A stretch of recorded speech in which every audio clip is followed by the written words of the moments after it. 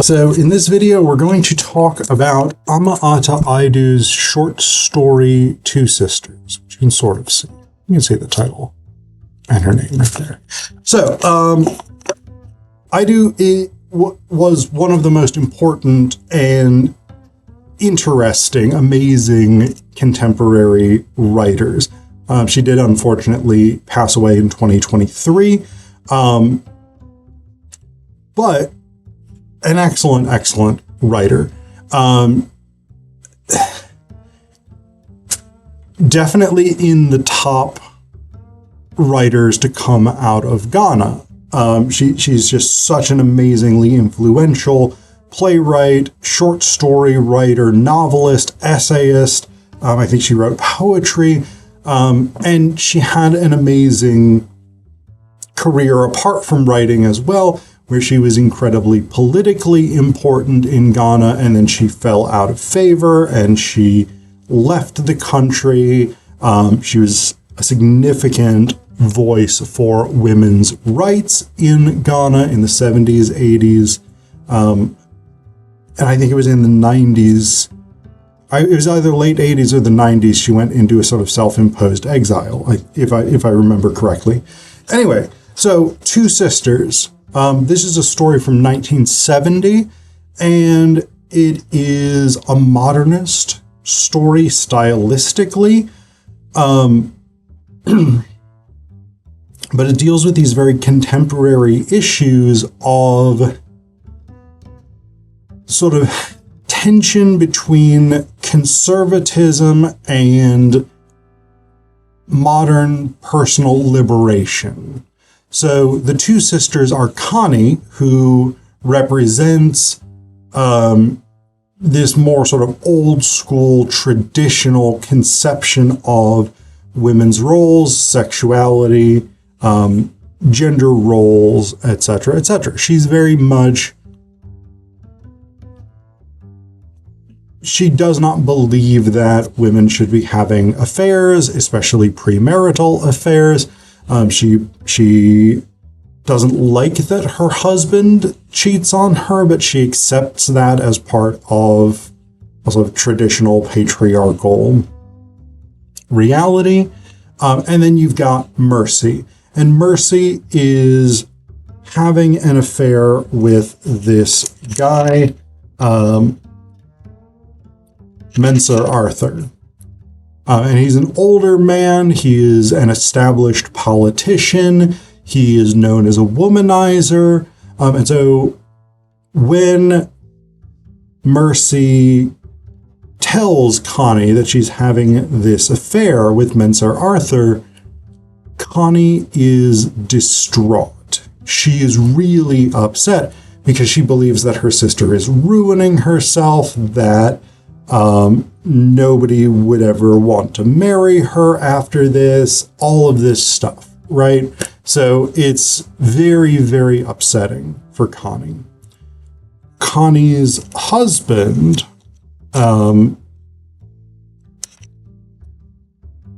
James, I couldn't remember, I knew it was a J name. Connie's husband, James, when he comes home and learns of Mercy's affair with Mensa Arthur, he's kind of like, yeah, okay, cool, good for her. Maybe he can buy me a foreign-made car the next time he's abroad. And he does, in fact. Mensa Arthur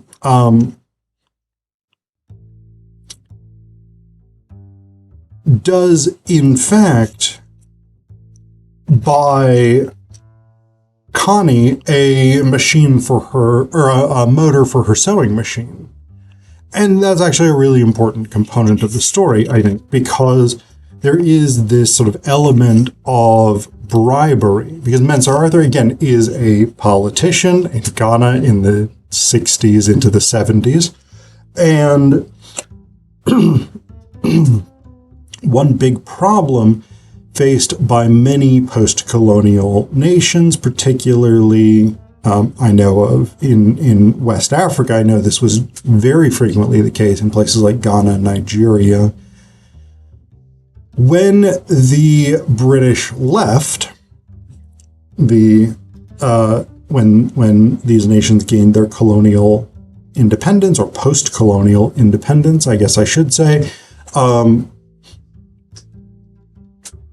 lot of the infrastructure in the new nations was built out of what was left by the British, and a lot of the people who took power initially either were the military, which was problematic in its own ways because usually that involved a tremendous amount of violent coercion to keep order in the countries. Not that we in the US in 2026 can relate at all. Or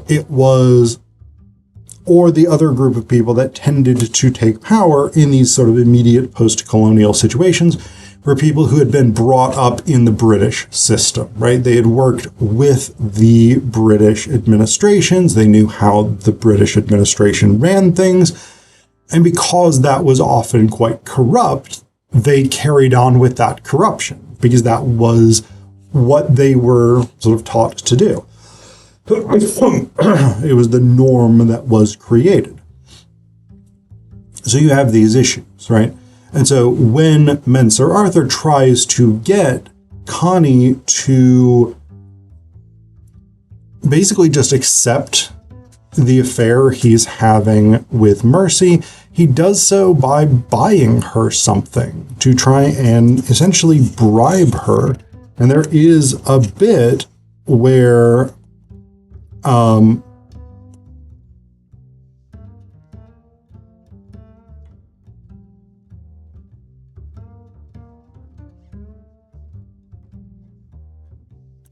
yeah, so this is the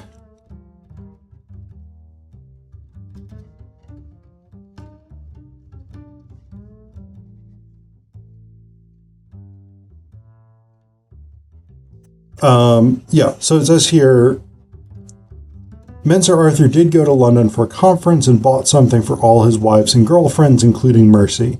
He even remembered the motor for Connie's machine. When Mercy took it to her, she was quite confused.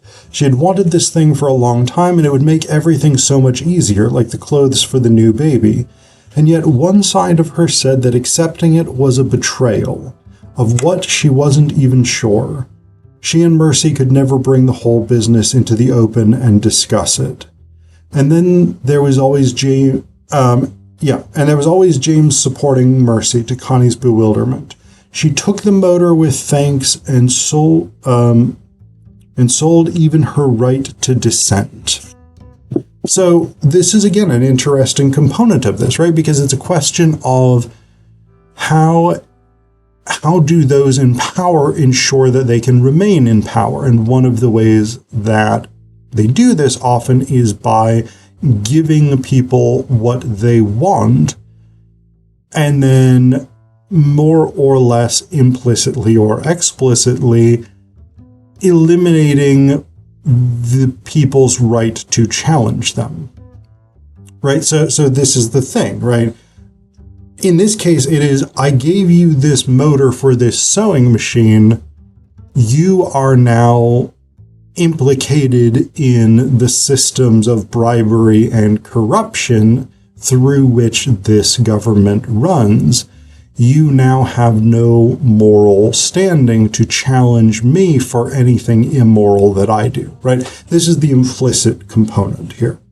And this was very, very true of corrupt governments across the board, right? They use bribery, they use threats of rewards or punishments to ensure conformity.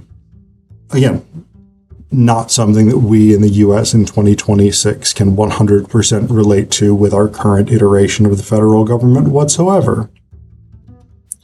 But this is also a story so centrally concerned with these issues of sexual politics, right? So there's the governmental aspect and Menser Arthur and the corruption, etc., etc. But more directly central to this is the conflict between Connie and Mercy. but this is inextricably political, and I'm going to come back to it. So we get this bit here. So they are sort of discussing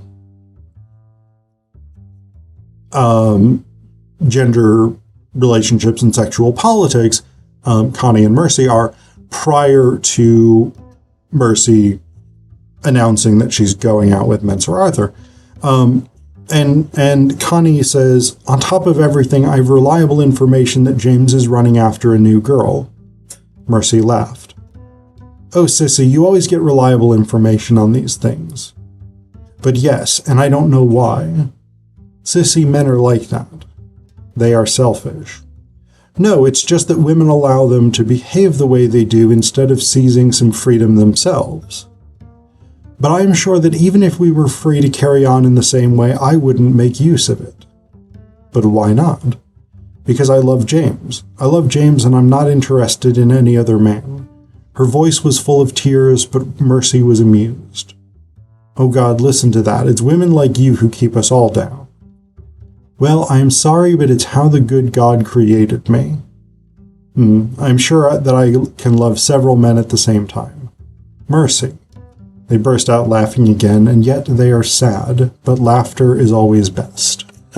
So what we get here, of course, is this sort of introduction to the inconsistencies of sexual morality under patriarchal societies.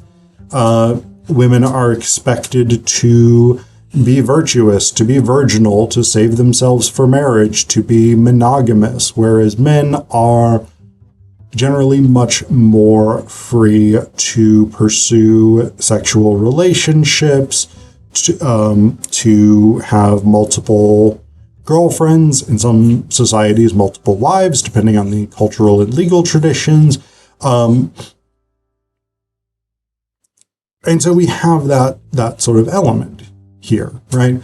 And so the sexual politics of Connie's condemnation of Mercy's affair and Mercy's defense of her affair is sort of implicated in these larger questions of sexual politics and the costs and benefits of a liberalizing sexual